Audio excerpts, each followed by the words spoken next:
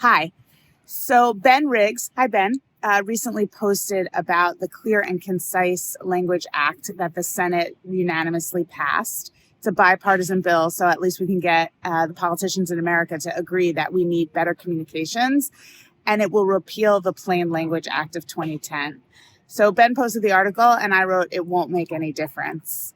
There's nothing that's going to change the way that we communicate in this country until we stop trying to impress people with our writing.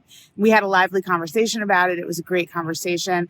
But I want to talk about the fact that we can have all the rules in the world for plain language in place. And in most companies, we do. If you look at style guides, they say communicate clearly, communicate concisely, explain to people what you mean, use steps, use bullets. Lay out the steps for people to complete an action.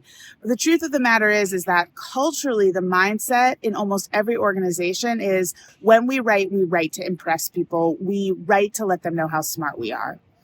One tip that I've used that I find really, really helps is when you challenge a stakeholder in the nicest way possible by saying, I'm curious, are we writing this piece to communicate? Are we creating this video to communicate? Are we, talking on this podcast to communicate?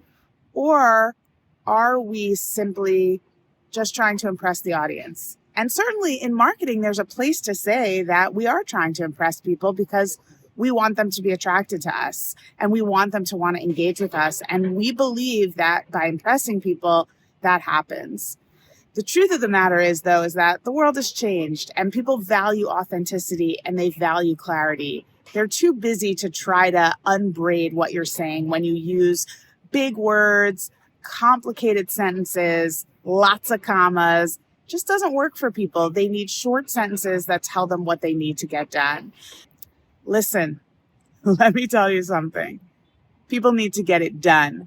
And when they're engaging with your content, that's what they're looking to do. Try to make it as clear as possible. Clear and concise language act. I wish you the best of luck. I hope it works. I hope it changes the way that we choose to communicate in our government agencies, and I hope that trickles down to everybody else. But until then, make sure that you challenge in the nicest way possible. What are we trying to do here with this piece of content? See you next time.